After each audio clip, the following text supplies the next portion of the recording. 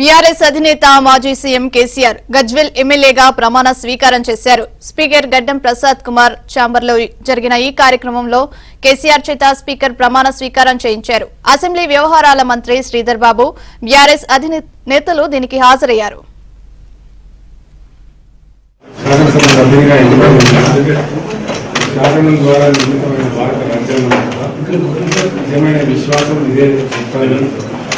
భారతదేశ సార్వభౌమాధికారాన్ని సమగ్రతను కాపాడాలని నేను స్వీకరించబోయే కర్తవ్యాన్ని శ్రద్ధాశక్తులతో నిర్వహిస్తానని దైవసాక్షిగా ప్రమాణం చేస్తాను. తెలంగాణ శాసనసభ్యుడైన నేను, కల్వకుంట్ల చంద్రశేఖరరావు అనే నేను సభ నియమాలకు కట్టుబడి ఉంటానని, వాటిని అనుసరిస్తానని, సభ మర్యాదలను పాటిస్తానని, సంప్రదాయాలను గౌరవిస్తానని దైవసాక్షిగా ప్రమాణించాను.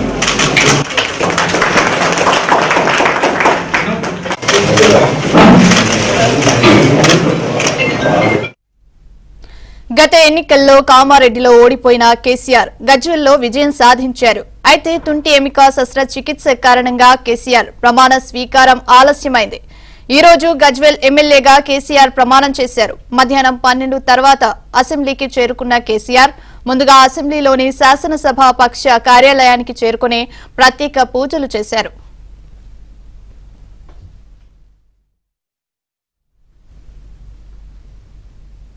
ఇక ఎమ్మెల్యేగా కేసీఆర్ ప్రమాణ స్వీకారం చేశారు. మరింత సమాచారాన్ని మాకు రెస్పాండెంట్ నరసింహరావు లైవ్ లో అందిస్తారు. నరసింహరావు, ముందుగా ముహూర్తం ఫిక్స్ చేసుకున్నట్లుగానే ఈరోజు సరిగ్గా 12:45 కేసీఆర్ ఎమ్మెల్యేగా ప్రమాణ స్వీకారం చేశారు.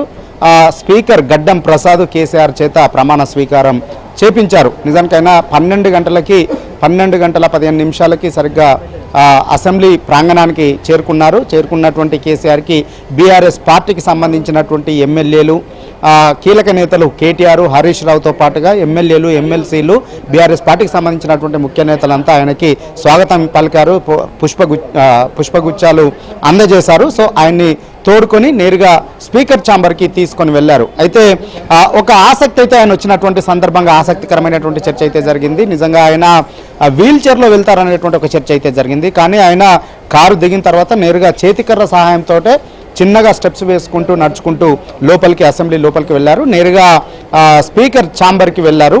స్పీకర్ ఛాంబర్లో ఆయన ఎమ్మెల్యేగా ప్రమాణ స్వీకారం చేశారు. ఇక ఆ తర్వాత వెంటనే అసెంబ్లీ స్పీకర్ పక్కనే ఏర్పాటు చేసినటువంటి ప్రధాన ప్రతిపక్ష నేత ఎల్ఓపి కార్యాలయంలో ఆయన బాధ్యతల్ని స్వీకరించారు.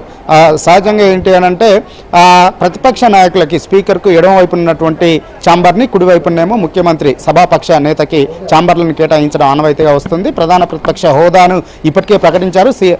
ప్రధాన ప్రతిపక్ష నేతగా కూడా అసెంబ్లీ వేదికగానే ప్రకటించినటువంటి నేపథ్యంలో ఆయన ఎల్ఓపి నేతగా కూడా ఈరోజు బాధ్యతలు తీసుకున్నారు. బాధ్యతలు స్వీకరించిన తర్వాత పెద్ద ఎత్తున హాజరైనటువంటి బీఆర్ఎస్ పార్టీకి సంబంధించినటువంటి నాయకులు ఆయనకి పుష్పగుచ్చాలు అందజేసి శుభాకాంక్షలు తెలిపారు. అదేవిధంగా కొంతమంది ఆయన ఆశీస్సులు కూడా తీసుకున్నారు. సో ఆ కార్యక్రమం ముగిసిన తర్వాత నేరుగా కేసీఆర్ మళ్ళీ నడుచుకుంటూనే చేతికర్ర సాయంతోనే నడుచుకుంటూ వచ్చి కారు వరకు కూడా నడుచుకుంటూనే వచ్చి కారులో నేరుగా నందినగర్లోని ఆయన నివాసానికి చేరుకున్నారు. అయితే ఈరోజు ఆయన ముఖ్యమంత్రిగా ప్రమాణ స్వీకారం చేసినటువంటి నేపథ్యంలో ఈ ఎమ్మెల్యేలకి, ఎమ్మెల్సీలందరికీ కూడా ఆహ్వానం పలికారు. వారంతా కూడా దాదాపుగా అందరూ కూడా వచ్చేశారు. అయితే ఈ సందర్భంలో మొన్న ముఖ్యమంత్రి రేవంత్ రెడ్డిని కలిసినటువంటి ఎమ్మెల్యేలు వస్తారా రారా అనేటువంటి ఒక ఉత్కంఠ, ఆసక్తికరమైనటువంటి చర్చ కూడా జరిగింది. కానీ రేవంత్ రెడ్డిని కలిసినటువంటి 5 ఎమ్మెల్యేల్లో 4 అయితే ఈరోజు హాజరయ్యారు. అయితే కొత్త ప్రభాకర్ రెడ్డి మాత్రం కొన్ని వ్యక్తిగత కారణాల వల్ల ఈరోజు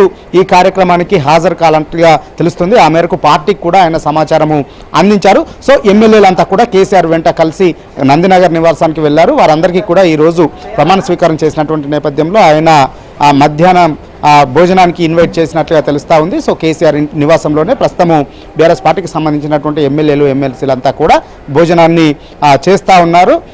సో ఈ రోజు నుంచి ఇక కేసీఆర్ రంగంలోకి దిగినట్లే అని బీఆర్ఎస్ పార్టీకి సంబంధించినటువంటి నాయకులు చెప్తా ఉన్నారు. అయితే కీలకమైనటువంటి ఎన్నికలు రాబోతా ఉన్నాయి, లోక్సభ ఎన్నికలు.